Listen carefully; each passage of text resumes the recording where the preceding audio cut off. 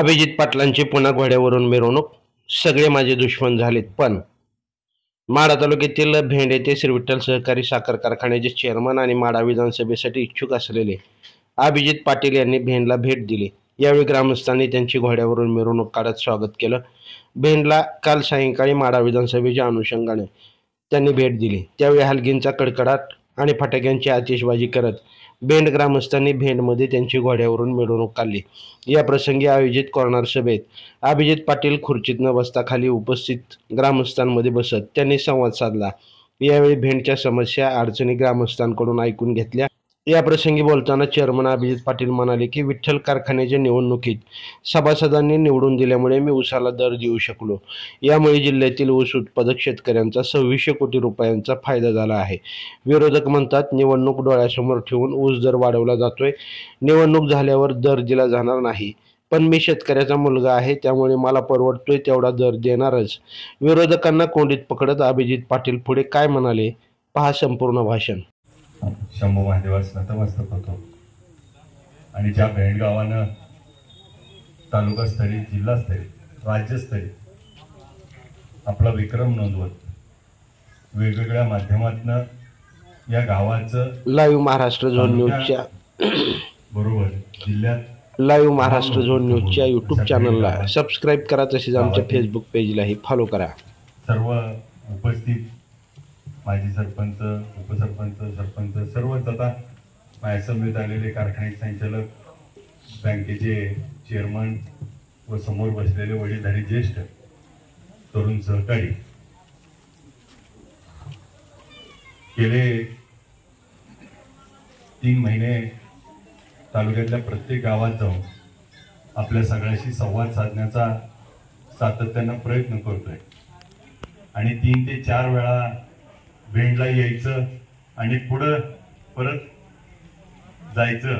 मागच्या 2-3 वेळा तर असं झालं की हेच मला भेटायला मुस्लिमला आले, परिस्थिती बघितली, हेच ग बसले की माझ्या समोरची अवस्था काय होती.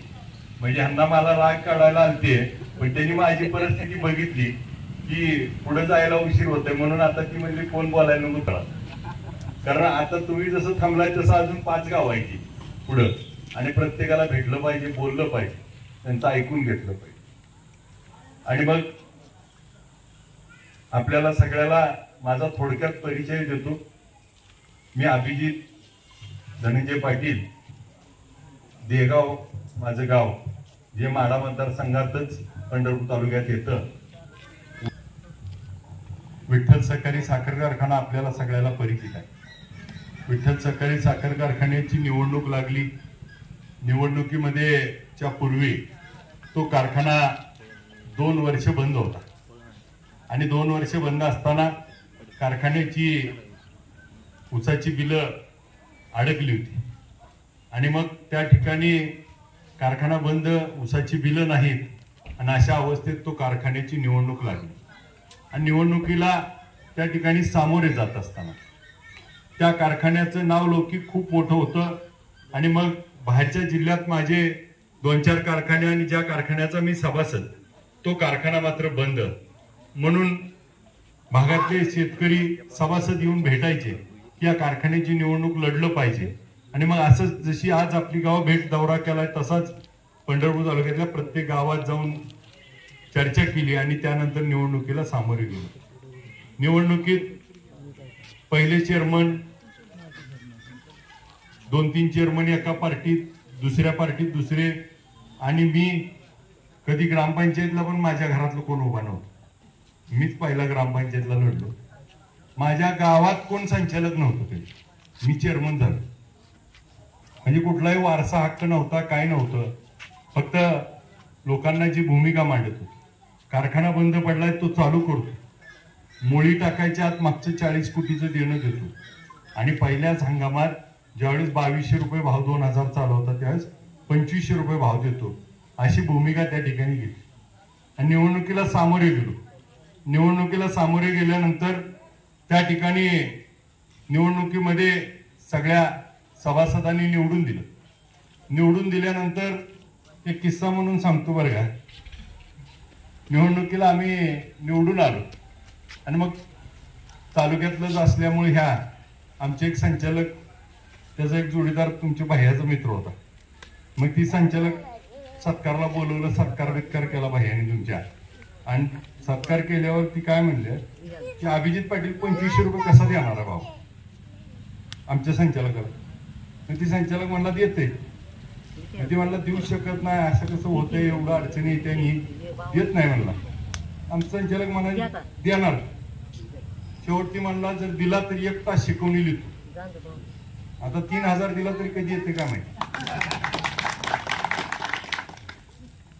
मला सांगायचा उद्देश असा आहे की समोरच्याला काहीच कळत नाही अशा पद्धतीची जी भूमिका होती. विठ्ठल कारखान्याच्या निवडणुकीत शब्द दिला होता, मोळी टाकायच्या 40 कोटीचं ऊसाचं बिल दिलं. त्या ठिकाणी शब्द दिला होता कारखाना चालू करतो, 7,26,000चं गाळप केलं पहिल्याच हंगामात. पूर्वीच्या 3 लाखच गाळप व्हायचं, त्याचं 7,26,000. 2500 रुपये भाव म्हणलेलो तसा 2500 रुपये भाव देखील त्या ठिकाणी दिला. आणि मग कारखाना यशस्वी गाळप झाला. हे गाळप झाल्यानंतर देशाचे नेते शरदचंद्र पवार साहेब यांच्या हस्ते त्या ठिकाणी कारखान्यावरती बायो सीएनजीचा प्रकल्पाचं भूमिपूजन झालं. आता बायो सीएनजी प्रकल्प त्या ठिकाणी 15 नोव्हेंबरला कारखाना चालू झाला की डिसेंबर पासून सुरू होतोय आणि त्याच्या पंपाचं लायसन आलं ना. आता बायो सीएनजी देखील आपला कार्यान्वित होतो. जो दिला शब्द तो पूर्ण करत गेलो. गेल्या हंगामात कारखान्याला सांगितलं होतं 10 लाख गाळप करतो, हसायला लागली. 10,81,000 गाळप करून दाखवलं. गेल्या हंगामात आपल्याला देखील माहिती आहे की आपल्या मोठ्या कारखान्यानं 2500 रुपये जाहीर केला तर, आणि 2500 रुपये भाव जाहीर केल्यानंतर मी म्हणलं आपल्या कारखान्यावर लय कर्ज आहे, आपला कारखाना अडचणीत आहे, आणि मग ह्यांचं 2500 झालाय तर आपण 2550 रुपये देऊ म्हणल्यावर असं तुम्ही जसं हसला तसं त्यांच्यावर हसायला लागली. आणि मग त्यांनी मोठ्या सभेत सांगितलं तो 2500 आणि जमा करताना केलं 2700. 2700 जमा झाल्यावर माझ्या परत पोरांनी स्टेटस ठेवलं 2750चं, मला माहिती नाही. आणि पुन्हा पवार साहेब कापसेवाडीला आले होते आणि कापसेवाडीला भाषणात मी आपला ग्रामीण मधला असल्यामुळं बोलता म्हणले एक धक्का देतो. ती प्रसिद्ध झालं आणि मग 2800 रुपयावर भाव पोहोचला. ज्या कारखान्यानं 2200 बिल काढलं त्याला 2600 द्यावं लागलं. ज्यानं 2175 काढलं त्याला 2600, ज्यानं 2300 काढलं त्याला 2700 द्यावं लागलं. आज ज्यांनी 2500 जाहीर केलं त्यांनी 2829 वर पोहोचले. मग टनाला किती रुपये वाढलं? 300 ते 400 रुपये. कशामुळे वाढलं तर विठ्ठल कारखान्यामुळे वाढलं. त्या विठ्ठल कारखान्यामुळे 300 ते 400 रुपये वाढले. नेमकं 300-400 रुपयाचं काय झालं लक्षात आहे का बघा. 300 ते 400 रुपयाने नेमका फरक काय पडला. आपल्या सोलापूर विभागात 212 लाख टन ऊस गाळप झाला. कधी? 212 लाख. 212 लाख टनाला जर 300 रुपये हिशोब केला तर 636 कोटी रुपये मिळाले. कुणाला मिळाले? कुणाला जाणार होते? 400 ने हिशोब केला तर 750 ते 800 कोटी रुपये कुणाला मिळाले? तिथलाच हिशोब घ्या, लई लांबचा नको. त्यांचं 25 लाख गाळप झालं. 300 पैसे किती झालं? 75 कोटी. 400 किती झालं? 100 कोटी. म्हणून मी वाईट ना, मला शिवाय देते त्यांचं घालवलं म्हणून. मिळालं कुणाला? माढा तालुक्यातल्या शेतकऱ्याला मिळालं ना. ती दुवा देतील ना, आणि आवडलं असलं तर उद्या मत बी देतील. 100 कोटी आलं का ना गाव विठ्ठल कारखान्याच्या एका निर्णयामुळे. मग आपल्याला मी सगळ्याला माहिती आहे गेला हंगाम 3000 रुपये झाला, कारखान्याचा हंगाम झाला यशस्वी. त्या वर्षी मी म्हणलं आता सगळं गेल्या वर्षी 50-50 वाढवून जरा आपदा केली. आता म्हणलं एखादाच ठपका दिला, धपका दिला 3500चा. आता मी 3500 म्हणल्यावर मला वाटलं 3700-3800 म्हणतील. ही म्हणली 1 रुपया. आता मी तुमच्याच ह्याच्यात ही 1 म्हणलं की मी म्हणलं 2.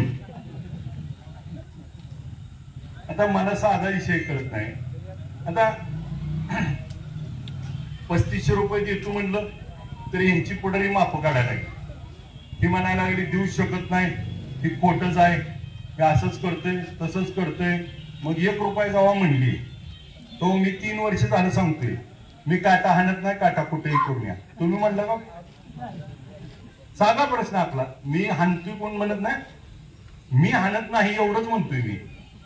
माझं म्हणणं मी हाणत नाही, मी म्हणायला काय अडचण नाही. मी 3 वर्ष झालं सांगतो, काटा कुठेही करून या. काटा माझं चोख असेल तर मला बोलायला काय अडचण नाही. आज परिस्थिती अशी झाली की त्यांनी साधा विषय, त्यांनी काय म्हणली की उगा इलेक्शन पुढे 3,500 म्हणायला लागले, ही काय देऊ शकत नसतंय आणि इलेक्शन झालं ही देत नाही. आता साधा हिशोब आहे, आपण सगळे शेतकरी, आपल्याला सगळ्याला कळतं. मला सांगा, गेल्या वर्षी कारखाना चालू झाला 20 ऑक्टोबरला, जरा ह्या म्हणतो मी काय, 20 ऑक्टोबरला, बरोबर का? ह्या वर्षी कारखाना सरकारनं सांगितलं इलेक्शन आहे आणि पाऊस पडलाय, वापचं नाही तर वापचं नाही. त्यामुळं सरकारने काय सांगितलं की 20 ऑक्टोबरला गेल्या वर्षी चालू झाला, या वर्षी सांगितलं की 15 नोव्हेंबरला करायला, आणि आधी केला तर गुन्हा दाखल करणार. त्यामुळे कोण चालू करत, आणि मतामुळे काय कळल्या,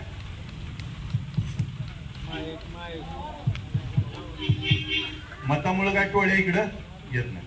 आता मला सांगा, 20 ऑक्टोबरला कारखाना चालू झाला आणि त्याच्याऐवजी 20 नोव्हेंबरला तुटणार ऊस, 1 महिना लांबला. 1 महिना लांबल्यावर साखर तर थोडी वाढत नसते का? 1% तर वाढते का नाही? बरी साधं गणित आहे, मी इथे बोलतोय का?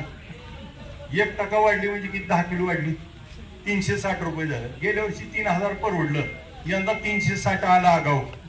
140 द्यायला अवघड आहे आता, आणि मला म्हणते देत नाही 35. काय असं सांगते तीच कळत नाही मला. बरं एवढं फोडून कोणचा चेअरमन सांगतो, त्याच्यामुळं घोटाळा झालाय. ही म्हणते ती सगळ्याला छान करायला लागली. आता मी काय चेअरमनचा पोरगा आहे, मी आमदाराचा पोरगा आहे, मी शेतकऱ्याचा पोरगा आहे, शेतकऱ्याला सांगणार ना. साधं गणित आहे माझं. बरं मला सांगा, मी म्हणलो देतो, आज कारखान्याच्या निवडणुकीपासून जेवढं शब्द दिलं तेवढं पाळलं. आता माझ्यावर शंका घ्यायचं काय कारण नाही, चुकीचं आहे बरोबर आहे. बरं मूळ मुद्दा काय आहे, आज ऊसाच्या दराची कोंडी. साधा गणित बघा, विठ्ठल कारखाना चालू व्हायच्या आधी निवडणुकीच्या भाव जिल्ह्यात होता 2200, आता पोहोचला किती? 3500. कितीचा फरक पडला? 1300चा. 200 लाख टन ऊस गाळला, 1300 किती झालं? 2600 कोटी. किती?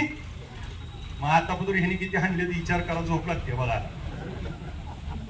साधं बोलतोय मी, काय साधा विषय. आज मला सांगा, जिल्ह्याला फायदा किती होणार? 2600 कोटीचा. मग मला सांगा, शेतकरी पोराला जर केल्यावर काय होते?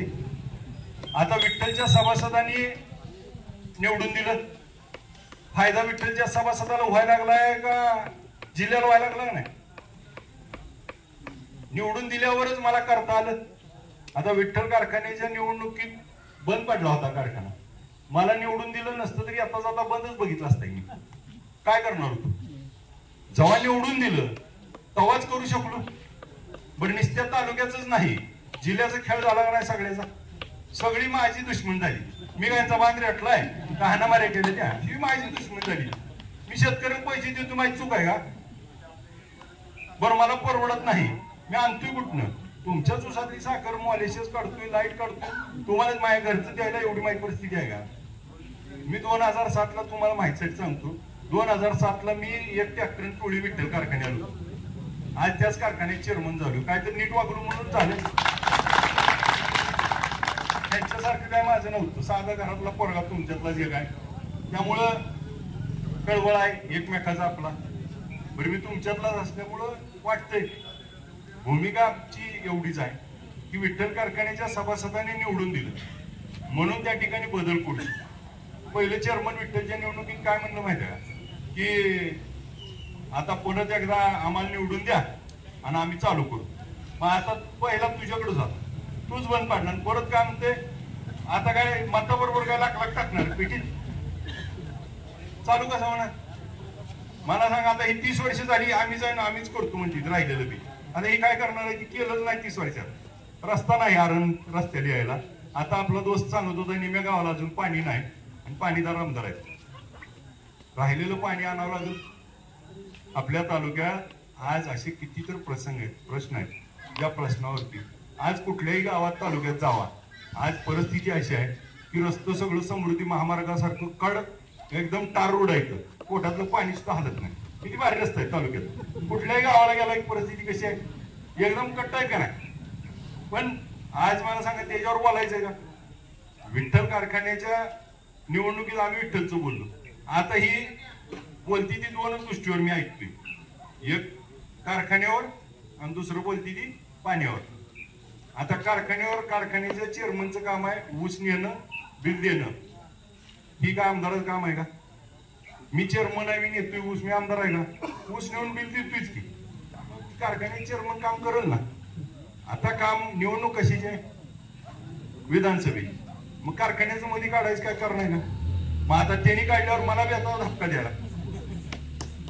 पहिल्या का वेळेस काय म्हणायची, आयला समोरच्या उमेदवाराकडे पिटायची चक्की आहे, आता मला म्हणते ती. म्हणजे आता त्यांच्या अडचणी झाल्या त्या. दारात मागं नाही, काटा हाणत नाही, बोलायला काय नाही, बोलल्याप्रमाणे पैसे बी घेत.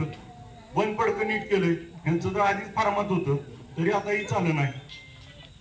मला सांगायचा उद्देश की आज त्यांना माझ्याबद्दल बोलायला काय सापडं नाही. साधा माझा प्रश्न आहे की आपण खूप वर्ष काम केलंय, आपण काम चांगलंच केलंय, आम्ही तुम्हाला नाव ठेवतो. आमची म्हणणं काय, आता धरून चला आपण सगळे. जर सगळ्याला म्हणलं उद्यापासून अख्ख्या भेंड गावानं 30 वर्ष भेंडी आणि चपातीच खायची, नाहीतर वांगण चपातीच खायची, दुसरं काय खायचं नाही, चालतंय. मग बदलायला पाहिजे ना. मग आता किती दिवस एकदा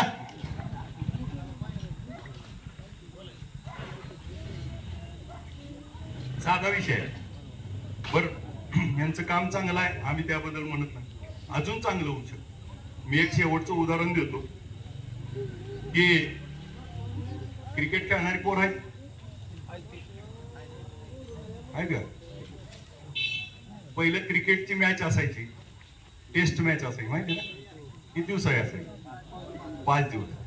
5 दिवस त्यावेळेस द्रविड, VS लक्ष्मण, गांगुली टुकू टुकू टुकू रन काढायची. एक 5 दिवसात रन काढायची किती, 300. जसं दादा 30 वर्ष टुकू टुकू टुकू 300 रन काढायचे ना. पुढं काय आली, 50 ओव्हरची मॅच आहे. 50 ओव्हर मध्ये किती काढायला लागली, 300 रन काढायला. आता काय आले, 20 ओव्हर मध्ये बी 300. आता माझी संधी, मला एकदा 20-20 खेळून दाखवतो. जेवढं 30 वर्षात झालंय तेवढं 5 वर्षात करून दाखवतो. एक रन काढत नाही, 4-6 पॉवर प्ले, सुट्टीच देत नाही. शेजारचा तालुका आपल्या इंदापूर, 5,500 कोटी निधी आणलाय त्या आमदारांनी. खाल्ली पाहिजे त्याला मोहळ आहे, 3,700 कोटी निधी आणलाय. इकडं बारशीनं आणलाय, त्यांच्याच भावाने 3,000 आणलाय म्हणते ती. तिकडं संजय बनसोडे 6,000, आपल्या आमदारांनी किती आणलाय, 500. कसं जुळायचं आपलं, कसं रस्तं होते. बरं जी कामं करायची ती जर आपण वेळेत नाही केली, आज पिढी बरबाद व्हायला. आज 30 वर्षानं जर परत आपण रस्त्यावरच बोलायला लागलो, अजून आपण पाण्यावरच बोलायला लागलो, तर पुढच्या विषयावर कधी बोलायचं. आज आपण कारखाना ऊस आणि पाण्याबाहेर जर आपण 30 वर्षानं आलो नाही, आणि भेंड सारखं गाव जे आज राज्यस्तरीय पुरस्कार घेते, 50-50 लाखाचे पुरस्कार आणते, ह्या मुलांना संधी कधी देणार. आज 936 योजना आहेत केंद्र आणि राज्याच्या, त्या किती आपण राबवल्या. आज आमदार म्हणून किती योजना राबवल्या का. आता इथं बसलेली सगळ्या पार्टीची असते. मला सांगा, गावात अण्णासाहेब पाटील महामंडळातनं तुम्हाला कर्ज किती जणाला आमदारांनी घेऊन दिलं, हातवर करा. ओबीसी महामंडळातनं किती जणाला कर्ज दिलं, उमाजी राऊत नाईक महामंडळातनं किती जणाला कर्ज काढून दिलं, मुद्रा लोन मधनं किती जणाला कर्ज मिळालं.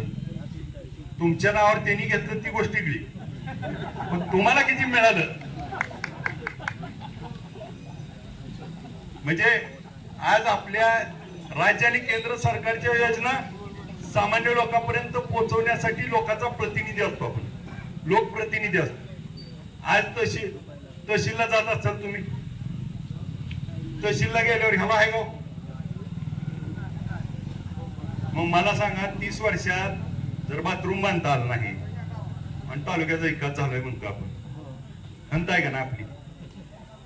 आज माडा एसटी स्टँडला गेल्यावर कशी अवस्था आहे? आज आपल्या इथं शाळा आहेत का? शिक्षण आज इंजिनिअरिंगची पोरं कुठं जाते ती बाहेरच्या तालुक्यात. आज आपल्या इथं कुठलं कॉलेज मोठं आहे? आज आपल्यात MIDC आहे. आज एखाद्याला त्या ठिकाणी छातीत दुखायला लागलं, दवाखान्यात नेलं तरी इथं कार्डिओ आजार होत आहे का? एन्जिओग्राफी एन्जिओप्लास्टी होती का? डायलिसिस होतंय का? CT स्कॅन होतंय का? MRI होतंय का? सोनोग्राफी होती का साधी? आणि मग मला सांगा नेमकं काय? आज आपण शिक्षणामध्ये महाग आहे, आज आरोग्यामध्ये महाग आहे, आज बेरोजगारीमध्ये महाग आहे, आज निधी आणण्यामध्ये महाग आहे, आज आपण गावाला पाणी पोहोचवण्यात महाग आहे, आज आपल्या रस्त्यात आपण महाग आहे. आज फक्त 28% रस्ते चांगले तालुक्यात. आज ह्याच्यावर बोललं पाहिजे का नाही? आज उसावर मत मागायची मी मागल, उसावर बोलण्यापेक्षा आपण ह्या विषयावर बोललं पाहिजे. आज आपल्याला गेल्या 15 वर्षात एक विशेष असा काय आपल्या तालुक्याला काम आलं, ह्या कामातनं तालुक्यात 10,000 पोरांना रोजगार निर्मिती झाली आहे का? आज ह्या गोष्टीतनं आपल्याला ह्या गोष्टीचा फायदा झाला आहे का? आपल्याकडे सांगावं त्यांनी. आमचं पण काय म्हणणं नाही, आम्ही पण मतं दिली ती. आज या निवडणुकीत सगळ्यांनी मूळ प्रश्नावरती आपल्याला मतं मागावं लागतं. निवडणूक सोडून आपण मतं मागू नये. मी किती वाईट आहे, कोण किती गोरा आहे, कोण किती काळा आहे ह्यानं काय मतं पडत नाही. ती तुमचं काम बोललं पाहिजे, कामावर बोललं. मी कसं आता तुम्हाला सांगितलं, विठ्ठल कारखान्यामुळे 2600 कोटी फायदा होणार झाला का नाही? होईल का नाही? मागचं तर 600 आले खिशात जमा, आता 100 टन ज्याचा ऊस आला त्याला 30,000 40,000 आगाव आलं का नाही? आणि मताला 500 देणार आहे. 30-40,000 बरं का 500 बरं? मी नाच लावती ती, लक्षात ठेवा. ती लावणार बी आहे, त्याच्याला नाच लागण्यात. बरं आता मला सांगा, ह्यांच्यासाठी तेवढं वर्ष बघितलं, एक पोरग बघून म्हणून करा घे तुमच्यातलाच एक म्हणून. नवीन माणसाला संधी दिल्याशिवाय होणार नाही. बदल हा परिवर्तन आहे, परिवर्तन हा नियम आहे जगाचा. आज जुनी लोक धोतर घालत होती, फेटा घालत होती, एक तर दिसते का? परत इजार शर्ट आलं, परत पॅन्ट शर्ट आलं, जीन्स आलं, आता तर हाफ बरमुडा आले. त्यामुळं जशी गरज. आता मला सांगा, कित्येक जुनी लोक आहेत ज्याला लिहायला वाचायला येत नाही, पण टच स्क्रीनचा मोबाईल वापरतील की नाही? बदल स्वीकारला का नाही सगळ्यांनी? आता कोण मी गेलं की मोबाईल लावून द्या म्हणते, जरा कीर्तन ऐकू द्या, कोण म्हणते बातम्या ऐकू द्या, कोण म्हणते तिकडं आबाचं काय चाललंय बघू द्या, ह्यांचं काय चाललंय बघू द्या. चाललंय नाही. मग मला सांगा, बदल स्वीकारला का नाही आपण? आधी बोट लावून काय तर होईल म्हणून लावत नव्हती मोबाईल, आता कसा बी चाललाय.